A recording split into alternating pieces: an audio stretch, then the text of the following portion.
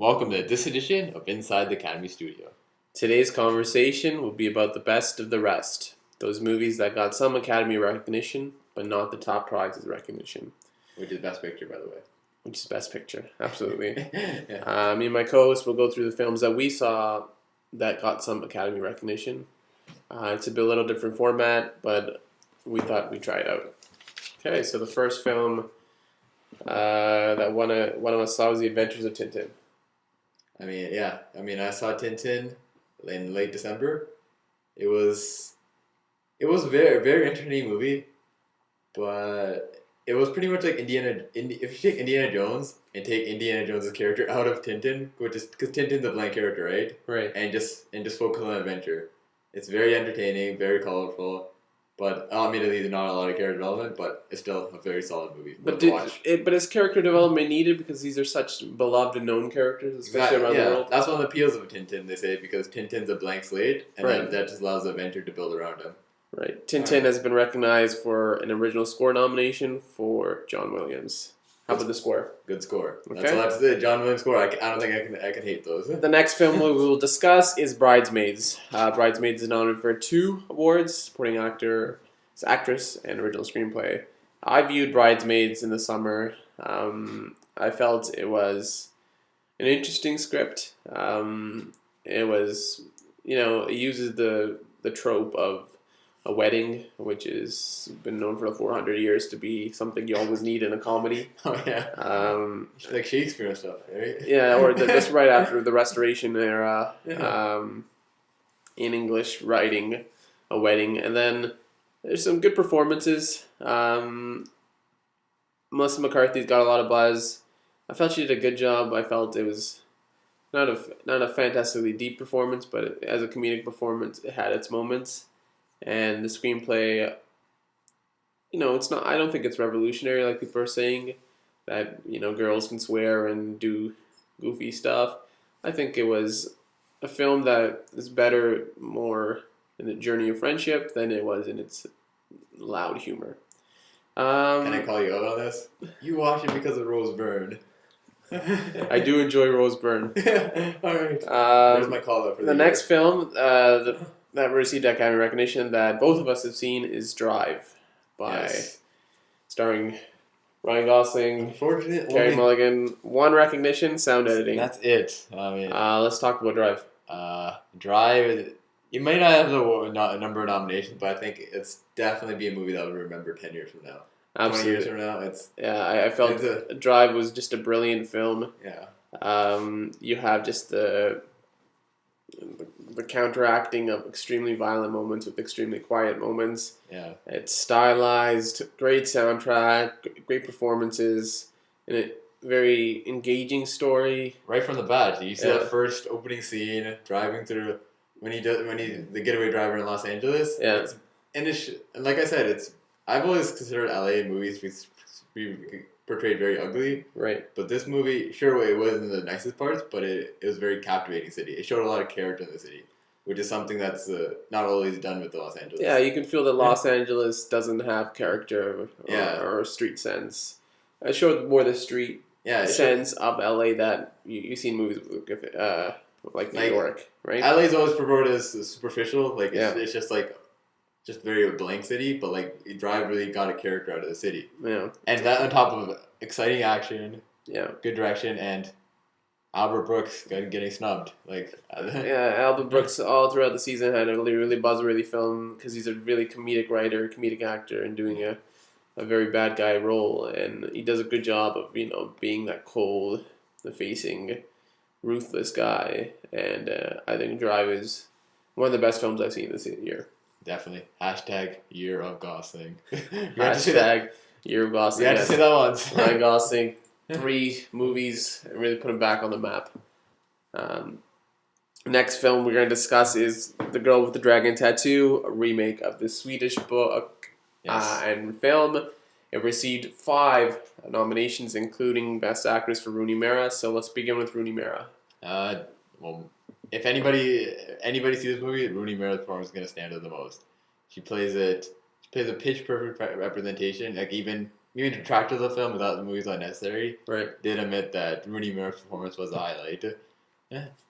I think Rooney Mara's Elizabeth Salander really works well to David Fincher's style of directing, because David Fincher is a guy who likes to take a lot of cuts, and I think this is a character that's very, aloof and isolated, so you're able to maybe take those different cuts of her and basically piece together a performance that captivates. Yeah. The score and the by Trent Reznor this year, once again, a great job. Yeah, the industrial sounding, similar but different to Social Network. Yeah. And definitely still a fan of the Immigrant song cover by Karen O. Right. Of the yeah. Of a Zeppelin song, so that's always Yeah. positive. How about the idea that, do you think this movie stands enough apart or is significantly better to deserve a remake this soon? I think it was pretty much is very similar to the Swedish version. Yeah. And like it didn't change the plot significantly. Yeah.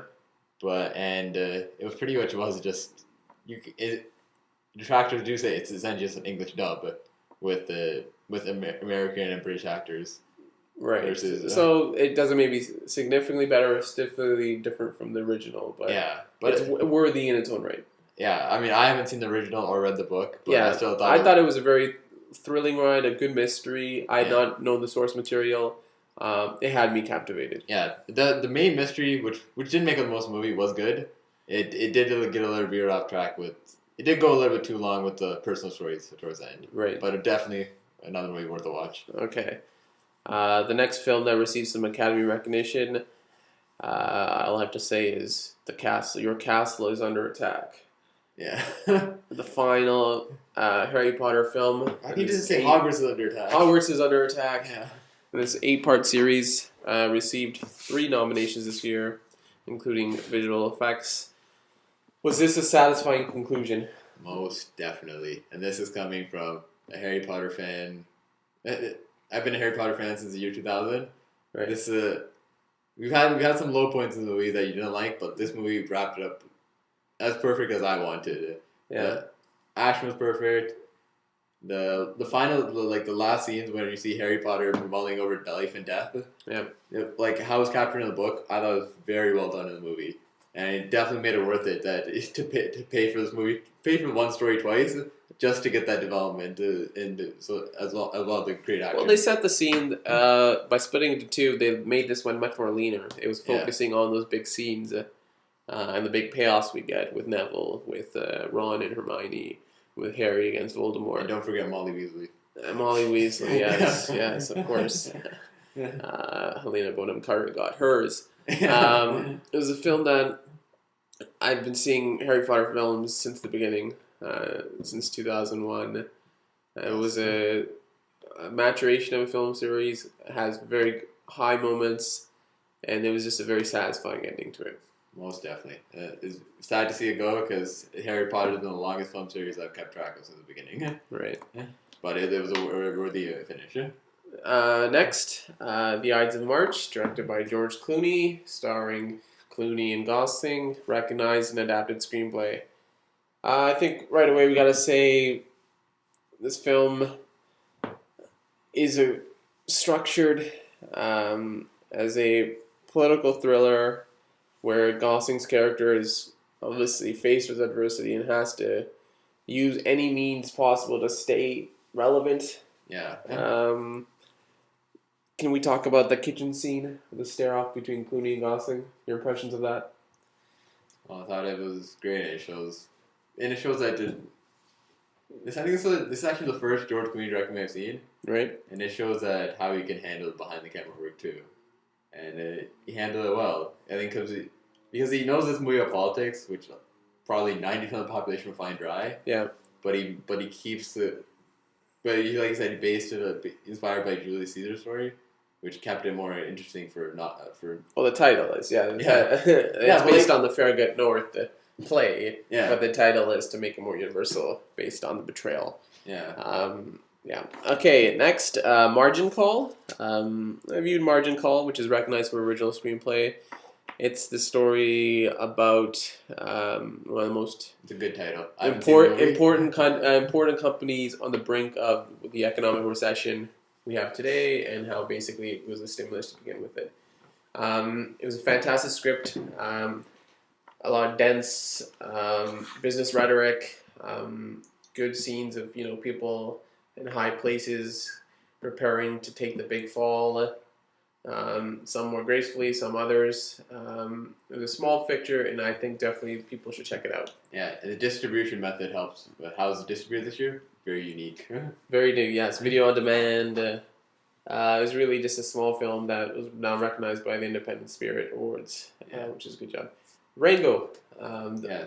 Rango, which I think has a good chance of winning best anime picture this year. Yeah. It was a western aimed at kids, but all audiences could appreciate it because because a lot of references were directed towards adults. It's a little longer than most anime movies, but it's satisfying, and it's a very very beautiful movie to watch. Like in animation wise, which is an important consideration in animation. Right. So if you look at how good it looks, as well as how well the story is. Next, nominated for visual effects is The Rise of the Planet of the Apes. Andy Serkis, the master of motion capture, really is able to have us relate to Caesar, an ape, but really humanizes him to a form that maybe some humans are not even humanized. Yeah, I mean, you could say that there's characters here that are more fleshed out than other best visual effects nominee movies. Yeah, that's all. Yes, and we may mention one of them later on. It's a good tale. A lot of nice job linking it to the original series, the Heston film. It really puts, I thought initially, how do you kind of contextualize the beginning of this Planet of Apes series, and I think that they do a good job of, how did they started. And the end credits were awesome. That's just my opinion. All right. Next, we're almost nearing the end of this episode of Inside the Academy Studio. We're going to also discuss Tinker, Tailor, Soldier, Spy, which is recognized in 3 categories, including Best Actor for Gary Oldman. Gary Oldman, long overdue for a nomination, and it's really nice to see him get one here. He is the rock. He's the person who takes us through this muddled spy mystery of who has turned, who has not turned in the early 1970s British intelligence. Yeah, I mean, Gary, I'll put it fully. I didn't understand the movie. It was very complicated, a lot of spy talk. Yeah. But I will appreciate the production values and the acting. It was good in that sense, but it was. I think a lot of people do say if you're not familiar with the novel, you're gonna get confused. Yeah. On screen, but the performances and the writing and the score are all effective, and you can be definitely engaged in the film. All right. Lastly, one of the films that's nominated 3 times. So positive, I think we have to get some negative. Transformers. What's this Transformers called? You watched it. Okay. Dark of the Moon. Dark Side of the Moon. Dark of the Moon. Dark Side of the Moon. Put it out. It's loud. Convoluted story. Characters are not worth the time. Technically, you have to give it to the guys who make these sound and stuff, but otherwise not that satisfying. Lastly, we like to end with word association. So when I say best of the rest, what do you think? I think Cult. Cult? Yeah. And I say Drive. Cult and Drive. That is this edition of Inside the Academy Studio. Thank you.